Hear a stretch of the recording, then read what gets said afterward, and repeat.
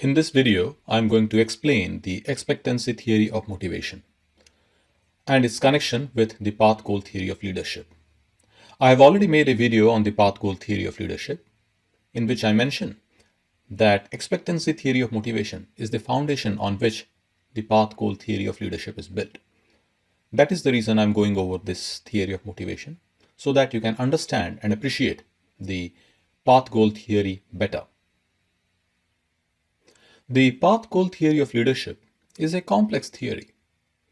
The model that I shared with you is complex, but then there is an even advanced version of the theory which lists 8 leadership behaviors and many follower characteristics and environmental characteristics.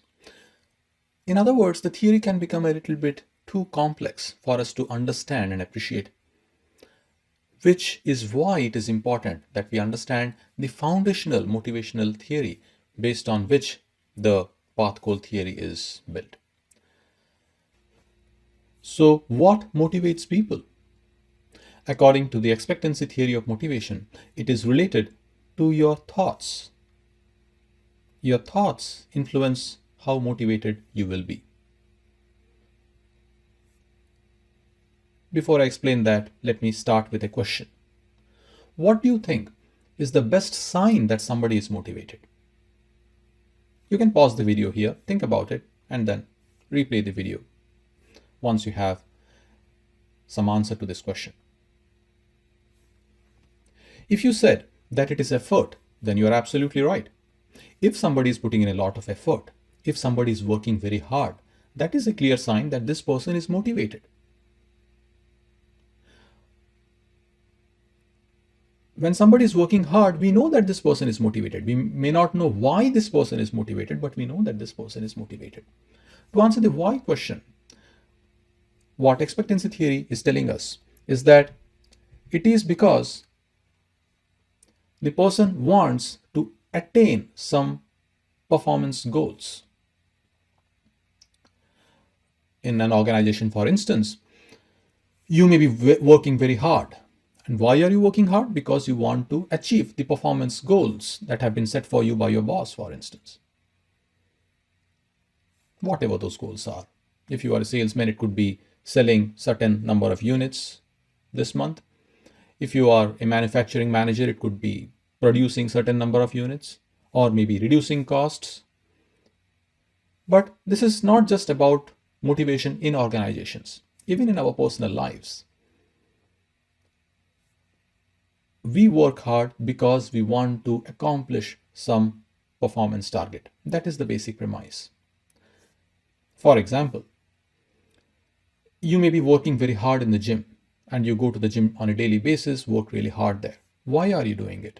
Because you may be having some performance goal, which could be, say, losing 10 pounds of weight or putting on 10 pounds of muscles. Whatever those specific goals are, you are working hard to accomplish those performance goals or performance standards or performance targets. Now, coming to the thoughts, let me ask this question. Is it guaranteed that if you work very hard, you will definitely achieve the performance goal? No, right? Because you may work very hard, but still you may not achieve the performance goal because of numerous factors. Other variables may come into play. You may just not be competent enough. So even if you work very hard, you will just not achieve the goal. The goal is just too difficult, for instance. In other words, we have a probability equation here. What is the probability that effort will lead to performance? The probability figures could range from 0 to 1, like any probability figure. Probability of 0 would mean there is no chance that I am going to achieve the performance target. Probability of 1 would mean that I am definitely achieving the performance target. The numbers could be anything in between. But here we are not talking about the actual probability. We are talking about the perceived probability. From the person's point of view, the person is thinking, what is the probability that if I work hard, I'm going to achieve this performance goal? That perceived probability, the theory says, is called expectancy. In simple words, how confident are you that with effort you will be able to achieve your performance goal? That thought influences how motivated you will be. If you think that there is a high probability of you achieving the performance goal with effort, you are likely to be more motivated. If you think there is a low probability of you achieving the performance goal, you will not be as motivated to work on that task. But that's not all. There are more thoughts that the expectancy theory of motivation discusses. So what is it that we are trying to accomplish by achieving the performance goal? We are trying to get some rewards, right? In other words, in the organizational example that I talked about before, you are working hard, of course, to attain some performance goals. But what will you get out of achieving those performance goals? Maybe a bonus, maybe a promotion. So that is what you are ultimately trying to accomplish. That is the outcome that you are seeking. You may be avoiding certain outcomes too. In other words, you may be working hard to accomplish the goal so that you don't get fired. So the ultimate outcome of getting fired, that is what you're trying to avoid. So this is another equation that needs to be taken into account. Like in expectancy, there is no guarantee that achieving the performance goal will lead us to receive the outcome that we want. I may achieve the performance goal and still get fired, for instance. Or I may achieve the performance goal, but I may not get the promotion that I was hoping to get. In other words, we have a probability equation here as well. So what is the perceived probability that the performance will lead to me getting the outcome? This probability is called instrumentality. In simple words, what is the expectation that I have that my performance will be rewarded or lack of performance will be punished?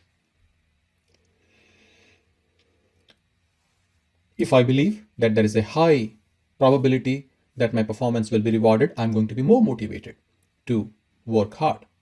If I believe that even if I achieve the performance, I'm not going to be rewarded, if I think that's a really low likelihood of me getting rewarded, I'm not going to be motivated. So these thoughts will influence how motivated I will be.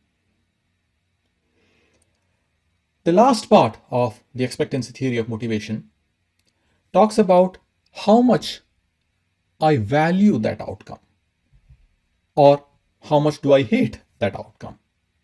Because not all outcomes are equally desirable or equally undesirable. If you are working in an organization and the boss gives you the target of, say, selling 100 cars this month. So you are working at a car dealership. The boss tells you that you have to sell 100 cars. And he also promises you a reward if you achieve the sales of those 100 cars. What is the reward? One small candy. Will you be excited to work hard to achieve that reward? No, because small candy has no value to you. If the boss had promised a $10,000 bonus or a $1,000 bonus or a promotion, whatever, you will be much more excited to work towards accomplishing your performance goal. So this is what we call is valence. So how much do we value the outcome that we are ultimately supposed to be getting from achieving our performance target? The valence figures could go from -1 to 0 to 1. -1 would mean I absolutely hate this outcome. And that is what is making you motivated to work towards this outcome. For instance, you don't want to be fired. You To save your job, you are working very hard. 0 would be something that you don't care. You don't care about the outcome. You neither love it nor hate it. 1 would be you love it. Say you get $1 million bonus for selling your 100 cars. And if money is something that is important to you, that could be a strong valence. So, from the expectancy theory of motivation perspective, all these thoughts, your confidence related to your effort leading to performance, your confidence related to your performance being rewarded, your confidence, or rather, how much your beliefs regarding how much you value those rewards, all these thoughts will have an impact on your motivation. And what the expectancy theory of motivation says is that this is a multiplicative function. How motivated you will be, your motivational force, is a multiplicative function of expectancy, instrumentality, and valence. In other words, if any of these functions is 0, your overall motivation is going to be 0 because it's a multiplicative function. So all these 3 factors are extremely important for somebody to be motivated. To put things simply, our motivation is a function of 3 factors: expectancy, instrumentality, and valence. Expectancy refers to our beliefs about whether our effort is going to help us achieve the performance goals. If we believe that we can achieve the performance goals with effort, we will be more motivated. If we believe there is a lesser likelihood that we will be able to achieve the performance goals, we will not be as motivated to work hard. The second factor is instrumentality, which is our beliefs regarding whether or not our performance will be rewarded or punished. If we believe that our performance is going to be rewarded, if we think that there is a high likelihood of we getting rewarded, we will be motivated to work hard. If we believe that there is a high likelihood of we getting punished if we don't achieve the performance goal, again, we will be motivated. So that is high instrumentality. But if we believe that there is a low likelihood of we getting rewarded or low likelihood of we getting punished for not attaining the performance goals, we will not be motivated to work hard. Finally, we have valence. Not all rewards and all punishments are equally desirable or equally undesirable. So, what do we think about the reward that we are expecting to get? What do we think about the possible punishment that we are expecting to get? If we value those rewards or if we hate those possible punishments, we will be more motivated to work hard. If we don't value those rewards, then there is less reason for us to work hard. So this is what expectancy theory of motivation is telling us. Now, how does this relate to the Pathgoal theory of leadership? I will start with another question. Given that this is what expectancy theory of motivation tells us, if you find somebody not very motivated, what will you do as a leader to motivate this person? You can pause the video here and think about possible answers. If you said that you are going to reward this person with things that he values, you may be correct, but you may be wrong as well. Why? Because we don't know yet why this person is not motivated, right? If the person is demotivated because of low valence, then it would have been a right answer that we try to reward this person with things that he values. But this person may be demotivated because of low expectancy or low instrumentality. In other words, we need to diagnose the situation correctly. We need to figure out if there is a problem of expectancy or instrumentality or valence. The person may be demotivated because the person believes that Even with hard work, he will not be able to achieve the performance goal. Maybe the goal is too difficult. If that's the case, that is low expectancy. So we need to fix that instead of trying to fix valence. Fixing the valence will have no impact on the person's overall motivation. In other words, there is no one single way to motivate followers. We have to figure out why the person is not motivated and act accordingly. This should help you connect with the Pathgoal Theory of leadership, which again says that there is no one best way to lead. You have to figure out the needs of the followers, follower characteristics. You will have to figure out the organizational settings, the task characteristics, and then use the appropriate leadership behavior. Only then you will succeed in motivating your followers. So, the obstacles that come in the way of people staying motivated are essentially obstacles of either expectancy, obstacles of low instrumentality, and obstacles of valence.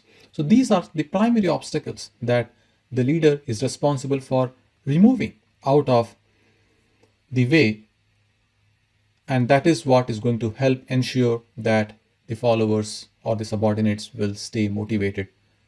That is what will help the followers work hard or persist in working hard to accomplish the goals that they have. Now let's connect the ideas described in the expectancy theory of motivation with the prescriptions made in the Pathgoal theory of leadership. The first prescription was that when employees have high role ambiguity, you engage in directive leadership. Why? Because high role ambiguity means there is less clarity about the performance goals. People don't know whether or not they are making enough progress towards their performance goals, primarily because there is lack of clarity there, which is an expectancy problem. It could also be an instrumentality problem, because when there is lack of clarity about the performance goals, it becomes difficult to make the connection between goal accomplishment and rewards. You don't know when you are accomplishing the goals. So how will you then connect it with rewards? So directive leadership enhances expectancy and instrumentality and helps the followers stay motivated. When people have low abilities, they have less confidence of being able to accomplish their performance goals, which is nothing but low expectancy or low self-efficacy. So directive leadership in form of training them, in form of guiding them about how to get the job done, will help them enhance their expectancy, which then ultimately will have a positive impact on their motivation.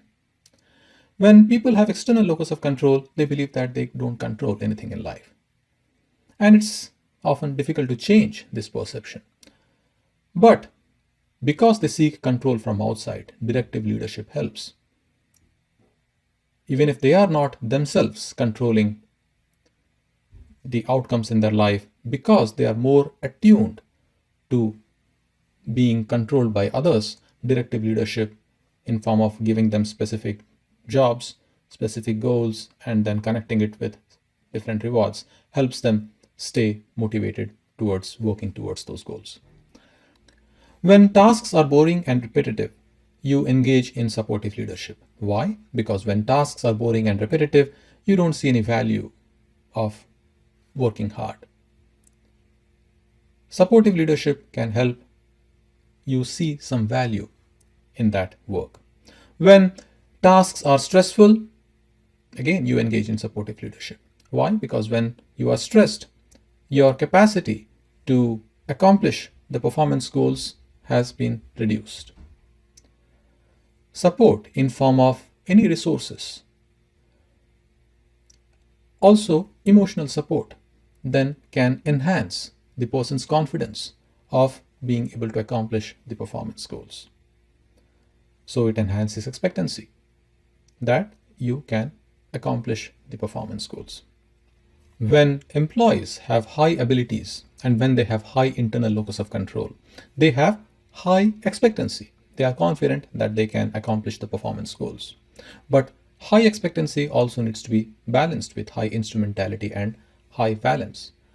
Otherwise, employees will be demotivated. They can accomplish big tasks, but then they need to be rewarded accordingly in a bigger way. So, participative leadership approach becomes very helpful there. When the decision is relevant to employees, again, you should be engaging in participative leadership because we want to enhance their valence. We don't want them to get outcomes that they find undesirable or not very desirable. If the outcomes were not relevant to them, it probably wouldn't have mattered. But when the outcomes are relevant to employees, we need to involve them in the decision making process and provide the right kind of outcomes which they find desirable, which will then overall increase their motivation. Finally, when employees have high abilities and high achievement motivation, you engage in achievement oriented leadership behaviors. Again, they have high expectancy there. They are confident that they can accomplish the goals and they are driven. They want to work hard. They want to achieve those big rewards. So the responsibility of the leader becomes pushing these employees even further so that they can accomplish bigger performance goals and ultimately bigger rewards. So, hope you are being able to see the connections between the expectancy theory of motivation and Pathgoal theory of leadership. So, all these different leadership behaviors are in some direct or indirect way helping either enhance expectancy or instrumentality or valence or a combination thereof, and thereby enhancing the overall motivation of the followers.